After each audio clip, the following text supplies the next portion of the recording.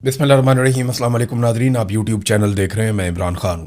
इमरान खान साहब को अब भी जो ऑफ़र है, यानी जो उनके सामने ऑफ़र टेबल पे हमेशा मौजूद रहा, उसमें से इस वक्त भी जो ऑफ़र है और वो कंफर्म कर रहे हैं बहुत सारे सोर्सेज, यानी जितने भी लोग बात करते हैं, चाहे वो हुकूमती कैंपों में हैं, चाहे वो अपोजिशन में हैं, पाकिस्तान तहरीक इंसाफ के अंदरूनी ज़राए हैं, वो बार बार कंफर्म करते रहे कि इमरान खान साहब को डील ऑफ़र की गई, या उन्हें बार बार कहा गया कि ठीक है, ये बात आप हमारी मान लें और इतना हम आपके लिए कर देते हैं। इसी को एक डील कहते हैं ना। तो इमरान खान साहब मान नहीं रहे थे और वो अभी भी नहीं मान रहे।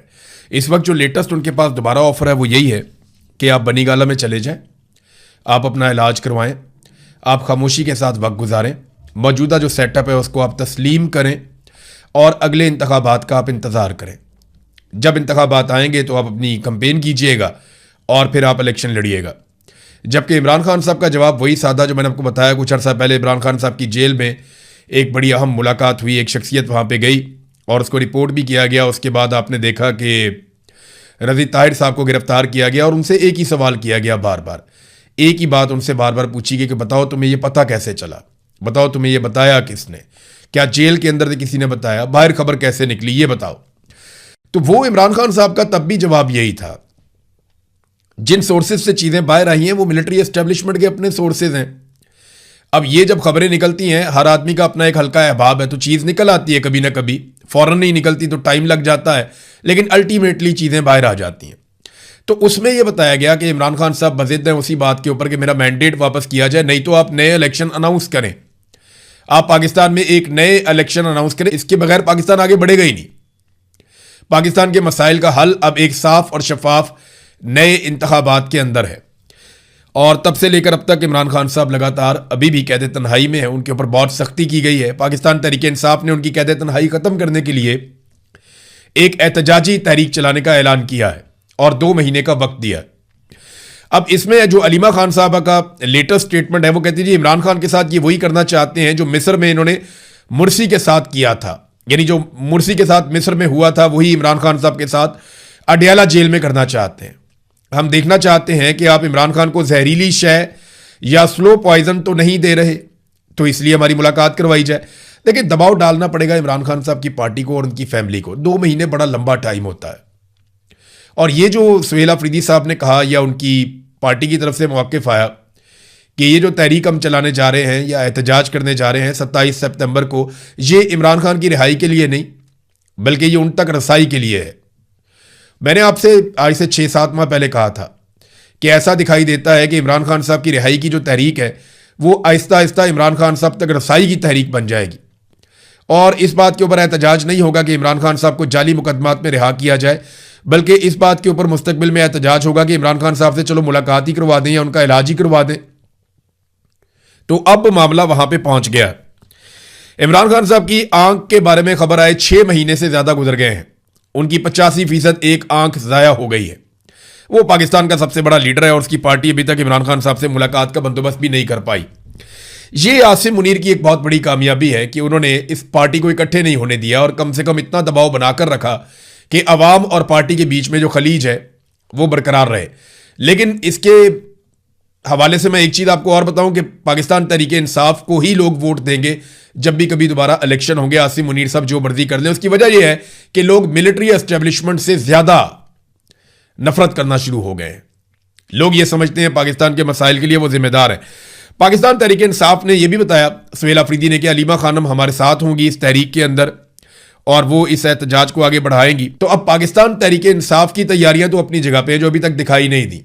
इसमें सिर्फ ये हुआ कि सुहेल अफरीदी ने कुछ सहाफ़ियों से मुलाकात की, उनसे बातचीत की है, लेकिन ये तहरीक इंसाफ की तैयारियां इसके अलावा तो दिखाई नहीं दे रही। उन्होंने ग्राउंड पे कोई काम शुरू किया हो वो तो दिखाई नहीं दे रहा। देखिए, अगर ग्राउंड पे काम करना था तो सुहेल अफरीदी कोई 9-10 माह से वज़ीर आला खैबर पख्तूनख्वा है। अगर उन्हें ग्राउंड पे काम करना था तो ये 9-10 माह काफ़ी थे, इसमें वो बहुत सारा काम कर चुके होते। लेकिन 9-10 माह में उन्होंने कुछ नहीं किया तो उन्हें 2 माह मजीद चाहिए।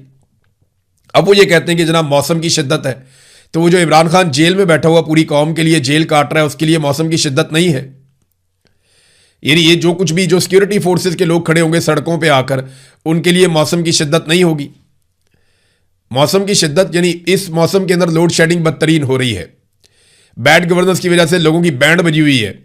तो वो मौसम की शिद्दत नहीं है, तो मौसम का भी एक बहाना ही है। अभी तक तैयारी तो कोई दिखाई दे नहीं रही। जब ग्राउंड पे तैयारी नजर आएगी तो हम आपके साथ शेयर करेंगे जनाब ये तैयारी हो रही है। बहरहाल आप फर्ज करें एक बात कि अगर 20 सितंबर के बाद और 27 सितंबर से पहले किसी दिन इमरान खान साहब की उनके बच्चों से बात करवा दी जाती है, फैमिली में से किसी एक आधे मेंबर से मुलाकात करवा दी जाती है और एक आधे डॉक्टर को इमरान खान साहब के बुलवा कर सरकारी अमले की मौजूदगी में चेकअप करवा दिया जाता है, तो क्या एहतजाज की ये कॉल वापस हो जाएगी? देखिए, मुतालबा तो यही है ना कि इमरान खान साहब तक रसाई दी जाए, इतना ही मुतालबा है। तो अगर वो रसाई दे देते हैं, एक आधी बहन की मुलाकात करवा देते हैं, एक आधा डॉक्टर चला जाता है, उसकी मौजूदगी में चेकअप हो जाता है, तो क्या मुतालबात मान लिए गए? फिर आप 27 सितंबर का एहतजाज मुलतवी कर देंगे। देखिए, बड़ा छोटा मकसद इन्होंने रखा है कि जी इमरान खान साहब से एक मुलाकात करनी है, इसलिए हम एक लॉन्ग मार्च करने जा रहे हैं। एक बहुत कौमी इशूज़ के ऊपर लॉन्ग मार्च होता है भाई। वो कौम का सबसे बड़ा लीडर है, उसको बाहर निकालना तो कौमी इशू हो सकता है, उससे मुलाकात करना, यानी आप क्या मांग क्या रहे हैं? आप क्या हम सिर्फ मुलाकात करना चाहते हैं इमरान खान साहब से? तो मुलाकात अगर आप करना चाहते हैं तो उसके 100 और तरीके हैं। इतना बड़ा लॉन्ग मार्च करने की आपको क्या जरूरत है? वो तरीके इन्होंने कभी अडॉप्ट ही नहीं किए। ये खैबर पख्तूनख्वा में इनके पास हुकूमत है, इन्हें पता भी है कि किस तरीके से बाजू मरोड़ा जा सकता है, लेकिन अभी तक इन्होंने बाजू मरोड़ा ही नहीं है, इन्होंने कोशिश ही नहीं की। बहरहाल 27 सितंबर अभी बहुत दूर है, हुकूमत तैयारियां भी करेगी, हुकूमत सेकंड और थर्ड ऑप्शन भी सोचेगी। जबकि पाकिस्तान तहरीक इंसाफ क्या करती है, अभी तक तो उन्होंने सिर्फ सहाफ़ियों से मुलाकातें की हैं। इमरान खान साहब की फैमिली खुद हैरान है, जितने अहम लोग हैं पाकिस्तान तहरीक इंसाफ के वो सारे हैरान हैं कि ये तारीख इतनी लंबी क्यों दे दी। अब बजाय इसका जवाब देते हैं उन्होंने उठा के शहबाज गिल के ऊपर चढ़ाई कर दी खैबर पख्तूनख्वा की हुकूमत ने कि जी वो बहुत बुरा आदमी है, वो बहुत बड़ा गद्दार है। भाई ये गद्दारी तुम्हें अभी याद आनी थी, पहले तुम्हें याद नहीं आई? ये अगर ये चीज़ें हैं, ये तो पहले इल्ज़ामात जो शहबाज गिल के मुखालफीन हैं या दूसरी पॉलिटिकल पार्टीज़ के लोग हैं वो इस किस्म की बातें करते थे। अब आपने भी ये बातें की हैं और कोई लोग अंदर से भी ये बात करते थे। यही बातें शेर अफजल मरवत ने भी की थी और यही बातें अब शफी जान ने भी की हैं। और ये मौका नहीं था लड़ाई डालने का, लेकिन लड़ाई डाली गई, हमने देखा लड़ाई होते हुए। तो नादरीन, ये जैसे जैसे तहरीक का टाइम करीब आएगा, मेरी उम्मीद तो यह है कि लोग इकट्ठे होते जाएंगे, सोशल मीडिया या डिजिटल मीडिया या इसके अलावा जो जितने भी जमहूरियत पसंद लोग हैं ये इकट्ठे होंगे। लेकिन याद रखिएगा कि फजल रहमान साहब क्या इकट्ठे होंगे, लेकिन याद रखिएगा फजल रहमान साहब मुझे अभी तक इस सारे खेल में दिखाई नहीं दे रहे। फजल रहमान साहब जो हैं वो अगर शामिल हुए भी ना तो वो किसी और की भी टीम का काम करेंगे। मुझे कभी भी फजल रहमान साहब पे इस बात पे भरोसा नहीं आया कि वो एंटी एस्टेब्लिशमेंट हो सकते हैं। हाँ, वो थोड़े बहुत स्टेटमेंट देते हैं, उसके बाद उन्हें उनका कोई मफाद मिल जाता है तो वो साइड पे हो जाते हैं। फजल रहमान साहब का मौक़िफ़ हमेशा असूली नहीं होता, उनका मौक़िफ़ हमेशा वसूली होता है। वसूल कर लेते हैं, अपना मफाद ले लेते हैं, अपनी पार्टी का मफाद ले लेते हैं और साइड पे हो जाते हैं। हमने तो अभी तक यही होते हुए देखा है। कश्तियाँ जलाकर कभी भी फजल रहमान साहब नहीं आते। नाज़रीन, नए सूबों की तश्कील के हवाले से पाकिस्तान की एस्टेब्लिशमेंट बड़ी क्लैरिटी उसके दिमाग में आ गई। वो ये चाहते हैं कि नए सूबे बने।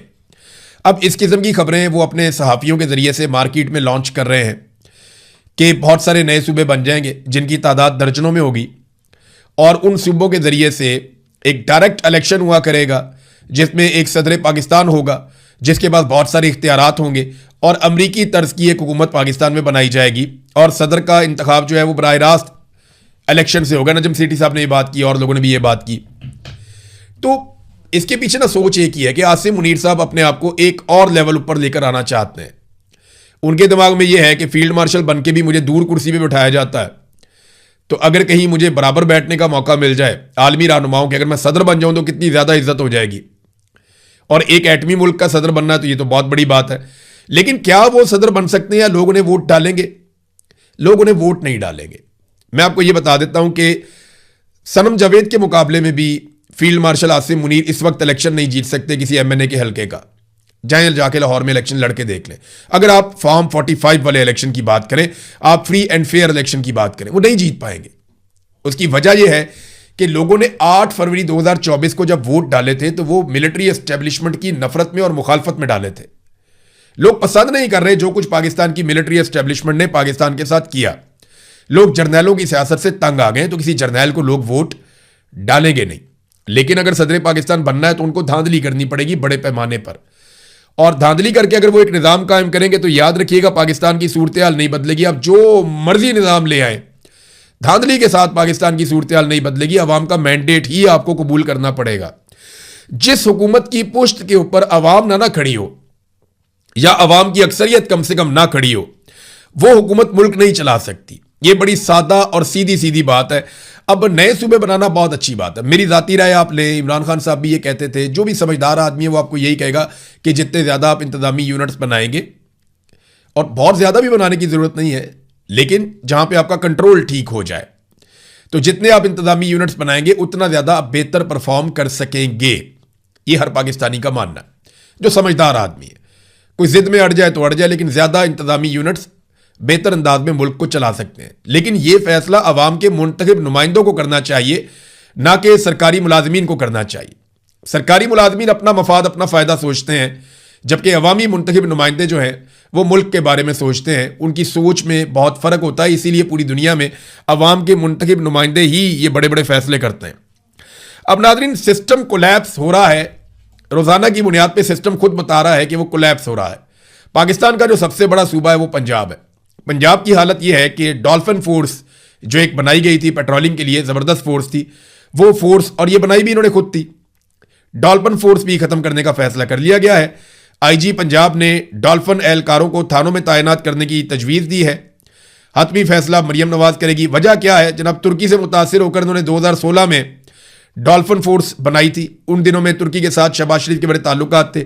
शहबाज शरीफ और इसके बच्चे जो हैं वो रोज़ाना की बुनियाद पे तुर्की के दौरे करते थे, वहाँ से लोगों को लेकर आते थे। यहाँ पे चौकों के नाम जो है वो उनके लोगों के नामों के ऊपर रख दिए गए लाहौर के अंदर, और फिर उनसे मुतासिर होकर एक डॉल्फिन फोर्स बना दी गई। वहाँ का मौसम और तरह का है, वो इस तरह की यूनिफॉर्म पहन सकते हैं। यहाँ पकड़ के डॉल्फिन फोर्स बना के उनको अजीब सा यूनिफॉर्म पहना दिया और उनको हैवी बाइक्स दे दिए, बड़े बड़े मोटरसाइकिल दे दिए। तो जो कीमती मोटरसाइकिल थे 600 के करीब, उनमें से 400 मोटरसाइकिलें कबाड़ बन के पड़ी हुई हैं। अब उनका बेड़ा गर्क हो गया, दोबारा कभी किसी ने मुड़ के देखा ही नहीं। पेट्रोल जो है वो उसके 5 करोड़ रुपए के वाजबात अभी भी देने हैं, तो ये इनके पास तो पेट्रोल देने के पैसे नहीं है। इससे पहले मैंने आपको बताया कि इन्होंने अभी मेट्रो बस जो है उसकी बंदिश की धमकी आ गई है कि अगर आपने हमें पेट्रोल के पैसे ना दिए तो ये मेट्रो बस भी बंद हो जाएगी। ये इनके हालात हैं और लड़ रहे हैं ये इक़्तिदार के लिए, ताकत के लिए। पाकिस्तान पीपल्स पार्टी की जानिब से जो सेक्रेटरी जनरल पीपल्स पार्टी हैं नैयर बुखारी साहब, उन्होंने बताया जनाब कि पीपल्स पार्टी से जजेस के नाम लिए गए थे और हमारे बैरिस्टर कमर सब्जवारी का नाम टॉप के ऊपर था, लेकिन हमारे जजों को तैनात नहीं किया गया, उनके नाम की समरी नहीं भेजी गई। तो जनाब आसिफ अली जरदारी साहब अब उसके ऊपर दस्तखत नहीं कर रहे और जजों की तैनाती नहीं हो रही। लेकिन यहां पे अब हुआ क्या, इसको जरा समझिएगा थोड़ा सा। पीपल्स पार्टी अपने जज लाना चाहती है, नून लीग अपने कारकुनों को जज लाना चाहती है। अगर पॉलिटिकल पार्टियों के कारकुन जज बनेंगे तो इंसाफ कैसे होगा और कब होगा? पाकिस्तान की मिलिट्री एस्टेब्लिशमेंट ने अपने फायदे के लिए एक ऐसी आईनी तरमीम पास कर दी जिसके मुताबिक जजों की तैनाती के इख्तियारात सियासतदानों के पास चले गए और सियासी पॉलिटिकल पार्टियों के पास चले गए। अब मिलिट्री एस्टेब्लिशमेंट ने अपना काम तो निकाल लिया, लेकिन इन सियासतदानों की चांदी हो गई। अब ये अपने अपने कारकुनों को लाकर जज लगा रहे हैं। तो एस्टेब्लिशमेंट का ये वाला टाइम तो गुजर जाएगा, यानी उनको ज्यादा से ज्यादा ये इमरान खान को जेल में रखा जा सके, हमारे खिलाफ कोई फैसला ना आए, कोई हमें चैलेंज ना करे, ज्यादा से ज्यादा उनका ये मामला है ना। लेकिन ये जो जुडिशरी अब बन रही है, पूरा का पूरा इदारा तबाह हो रहा है, ये आने वाले सालों में अवाम की क्या हालत करेगा इसका किसी ने सोचा भी नहीं। इन्हें आइडिया भी नहीं था कि इन्होंने अपनी बोटी के चक्कर में अदलिया का पूरा बकरा ही ज़िबा कर दिया, बल्कि ऊंट ज़िबा कर दिया अपनी एक छोटी सी बोटी के चक्कर में कि जनाब हमें कोई ना पूछे, हमें कोई ना छेड़े। इसके बजाय आईनी तरमीम ये ले आते कि जनाब हम अनटचेबल हैं, हम मुकद्दस गाय हैं, हमें कोई नहीं छेड़ सकता। एक ऐसी आईनी तरमीम करवा लेते अदलिया का बेड़ा गर्क करने की बजाय। अब जो अदलिया की हालत हो गई है ना, इसकी कीमत पाकिस्तान और पाकिस्तानी चुकाते रहेंगे। बड़ा अनफॉर्चुनेट है, बदकिस्मती है पाकिस्तान की कि इन जर्नैलों ने अपने छोटे से फ़ायदे के लिए, अपने छोटे से मफाद के लिए पाकिस्तान की अदलिया का हुलिया बिगाड़ दिया। और आज पॉलिटिकल पार्टीज लड़ रही हैं किस बात पे कि मेरा जज आएगा, वो कहता नहीं मेरा जज आएगा, वो कहता जी मेरे जज का नाम क्यों नहीं दिया, वो कहते जी मेरे जज को लगाओ, मैं अपना जज लेके आऊँगा। अपने अपने कारकुनों को जज बनाकर लेकर आ रहे हैं। नादरीन, एक और ये वीडियो काफ़ी वायरल है। इसमें कामरान शाहिद साहब हैं, एक जर्नलिस्ट हैं लाहौर से, और मैंने और उन्होंने एक ही चैनल में काम भी किया है। कामरान शाहिद साहब एक वीडियो में दिखा रहे हैं कि यहाँ पे बहुत सारी हरियाली हो गई है चोलिस्तान में, बड़ा शानदार काम हो गया चोलिस्तान में। और यहाँ पे हर तरफ घास लगी हुई है और यहाँ सब्ज़ा लगा हुआ है। और ये उन्होंने जो यूनिफॉर्म या कपड़े उन्होंने जो पहने हुए थे वो ऐसा लग रहा था सर्दियों के हैं। मे बी ये रिकॉर्डिंग पहले हुई हो और अब उसको चलाया गया हो सकता है। क्योंकि वो मेरी इत्तला के मुताबिक छुट्टी पर थे तो उनका पुराना प्रोग्राम निकाल कर चलाया गया जो उन्होंने पहले रिकॉर्ड किया हुआ था। तो ये जो घास लगी हुई है ना, इसको अल्फा अल्फा कहते हैं नादरीन। वो इसको पाकिस्तान की तरक्की बता रहे हैं कि SIFC जब बनी तो FIFC ने बनने के बाद ये जनाब यहाँ पे हरियाली का एक प्रोग्राम लेकर आए और ये ग्रीन इनिशिएटिव था एक बड़ा ज़बरदस्त किस्म का। इससे चोलिस्तान ग्रीन हो गया। असल शक्ल मैं आपको दिखाता हूँ, असल मसला मैं आपको बताता हूँ क्या है। ज़रा ये आप एक चार्ट देखिए। ये ज़्यादातर जो घास लगी हुई है ना, इसको अल्फा अल्फा कहते हैं। और ये दो चार्ट्स हैं जो मैं आपके साथ शेयर कर रहा हूँ। ये पहले वाले चार्ट में जो नीले रंग के अंदर ये जो बॉक्स बना हुआ है पाई चार्ट में, ये अल्फा अल्फा है, ये पानी पीता है इतना। यानी कोई भी फसल इतना पानी नहीं पीती जितना पानी अल्फा अल्फा पीता है। ये एक आपने देख लिया, सबसे ज्यादा पानी पी रहा है अल्फा अल्फा, ये फसल पी रही है, बाकी कोई फसल इतना पानी नहीं पी रही। ये दूसरा चार्ट आप देखिए, इसमें टुकड़ों की शक्ल में है। तो यहां पे भी जो सबसे बड़ा टुकड़ा है पानी के इस्तेमाल के हवाले से, ये अल्फा अल्फा है। ये सबसे ज्यादा पानी पीने वाली फसल है दुनिया के अंदर। ये जाति कहां चाहिए किसको? अरब ममालिक को अल्फा अल्फा की जरूरत है अपने मवेशियों के लिए और अपने घोड़ों के लिए, इन्हें अपने जानवरों के लिए, क्योंकि अरबों को बहुत शौक है घोड़े पालने का, उन्हें बहुत शौक है मवेशी पालने का। तो वो ये अल्फा अल्फा लगाते हैं, उन्हें इसकी ज़रूरत है। वो पहले अपने मुल्क में लगाते थे, फिर उन्हें पता चला कि ये ज़ेरे ज़मीन पानी को बड़ी तेज़ी से तबाह कर रही है और लाखों करोड़ों सालों में जो पानी जमा हुआ उनकी ज़मीन के नीचे बारिशों के ज़रिए से, वो पानी अल्फा अल्फा बहुत तेज़ी से पी रही है। तो उन्होंने अपना ये प्रोग्राम कैंसिल कर दिया। पहले सऊदी अरब में, UAE में कई जगहों पे ये प्रोजेक्ट चल रहे थे, लेकिन फिर उन्होंने कैंसिल कर दिए और इस फसल को लगाना बंद कर दिया। अमेरिका ने भी अपने कई इलाकों में, कई रियासतों में इस फसल को लगाने पे पाबंदी लगाई है, इसकी हौसला शिकनी की कि इसको नहीं लगाया जाएगा क्योंकि ये ज़ेरे ज़मीन पानी को तबाह बर्बाद कर देती है। कई मुल्कों में ये लग सकती है जहां पे पानी बहुत ही वाफर है, बारिशें बहुत ज़्यादा होती हैं, वहां पर आप ये लगा सकते हैं। लेकिन पाकिस्तान में पहले ही ज़ेरे ज़मीन पानी की किल्लत है। अरब ममालिक को ऐसे गरीब ममालिक की तलाश थी जो उनके लिए अल्फा अल्फा लगाएं, जो उनके लिए ये अजनास पैदा करें जिससे उनके घोड़े, उनके मवेशी, उनके जानवर बड़े अच्छे तरीके से पले और मोटे ताज़े हो जाएं और वो उनको इंजॉय करें। तो कोई और मुल्क ये आसरा उनको दे नहीं रहा था। तो पाकिस्तान ने अपने पानी की कुर्बानी दी और उन्हें इस बात की इजाज़त दी कि वो हमारे साथ जॉइंट वेंचर में यहाँ पे ये वाली फसल लगाएं। अब होता क्या है, ये फसल जब लगाई जाती है तो ये ज़मीन का पानी चूस लेती है और आप इसको जितना भी पानी दें वो इसके लिए कम होता है और ये सारा साल चलती रहती है। इसकी बार बार कटाई होती है और इसकी कटाई करके इसको स्पेशल मशीनों के साथ बंडलों के अंदर तय करके बना के ये बहरी जहाज़ों के अंदर लगातार अरब ममालिक में भेजी जा रही है और अब उन्हें इसको लगाने की ज़रूरत नहीं है। तो हम ना पाकिस्तान को तबाह कर रहे हैं, पाकिस्तान के पानी को तबाह कर रहे हैं सिर्फ इसलिए कि हमने अरबों को खुश रखना है या इस वक्त हमने पैसे कमा लेने हैं क्योंकि इसके पैसे अच्छे मिल जाते हैं अल्फा अल्फा के। और भी कई लोग प्राइवेटली ये अल्फा अल्फा उगा के, इसको बना के, इसके बंडल बना के अरब ममालिक में रवाना कर रहे थे।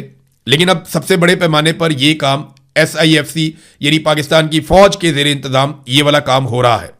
अरब ममालिक ने खुद बंद कर दिया इसको उगाना, अमेरिका ने खुद बंद कर दिया इसको उगाना, दुनिया के कई ममालिक ने इनकार कर दिया हम इसको नहीं उगाते, लेकिन पाकिस्तान में हम इसे उगा रहे हैं और इसके ज़रिए से ज़ेरे ज़मीन पानी हम तबाह कर रहे हैं अपना। अब हमारा मामला यह है कि हम किस तरीके से अपना पानी बचा सकते हैं। देखिए, पानी जो है ना, वाटर इज़ लाइफ। पाकिस्तान के लिए आने वाले सालों में सबसे बड़ा मसला जो है वो पानी का बनने वाला है। ये सियासी मसाइल, ये एटमी मसाइल, ये जंगी मसाइल, ये ज़मीनी मसाइल, ये सारे कुछ भी नहीं रहेंगे जो पानी का आने वाले सालों में आपको मुश्किलात का सामना करना पड़ेगा। तो हमें बहुत तेज़ी से अपना पानी बचाना है और ये बहैसियत कौम हमारी रिस्पॉन्सिबिलिटी है। हमारी हुकूमत को होश के नाखून लेने चाहिए।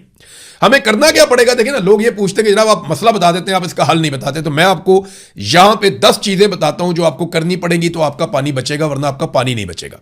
नंबर 1, आपको भारत के साथ मामला तय करने पड़ेंगे ताकि वो आपका पानी ना रोके। उसको बाउंड करना पड़ेगा, चाहे लड़के, चाहे प्यार से, चाहे कुछ भी करके आपको भारत से अपना पानी छुड़वाना पड़ेगा। नंबर 2, आपको पानी के नए रिजर्व बनाने पड़ेंगे, रिजर्वायर बनाने पड़ेंगे, आपको डैम्स बनाने पड़ेंगे। देखिए, अगर आप पूरे मुल्क में हुकूमत छीन के यहाँ पे कायम रह सकते हैं तो आप डैम्स बना के भी कायम रह सकते हैं, चाहे वो मुतनाज़े क्यों ना हो।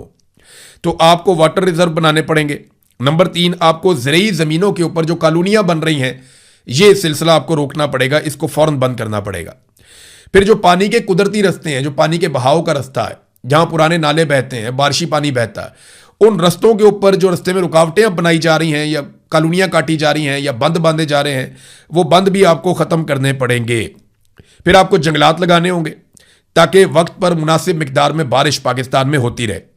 नंबर 6, आपको काश्तकारी के जदीद तरीकों को मुतारिफ करवाना पड़ेगा और उस पर फंडिंग करनी पड़ेगी कि जिसमें पानी कम इस्तेमाल होता है और पैदावार ज़्यादा होती है। यानी दुनिया में अब काश्तकारी के ऐसे तरीके मैसर हैं जहां आप 25% पानी इस्तेमाल करते हैं और दुगनी पैदावार हासिल करते हैं। यानी आप जितनी पैदावार हासिल कर रहे हैं, आप फ़र्ज़ करें आप 1000 लीटर पानी में जितनी पैदावार हासिल कर रहे हैं, उससे दुगनी पैदावार आप 250 लीटर पानी में हासिल कर सकते हैं। दुनिया में इस किस्म के जदीद तरीके जो हैं वो काश्तकारी के अपना लिए गए हैं। पाकिस्तान को उन पे काम करने की ज़रूरत है। फिर बोरिंग पर पाबंदी लगाई जाए, ख़ास तौर पे उस बोरिंग के ऊपर के ज़मीन से आप बोर करके पानी निकाल लेते हैं, जिसका दिल करता है जहां मर्जी बोर करता है पानी निकाल लेता है।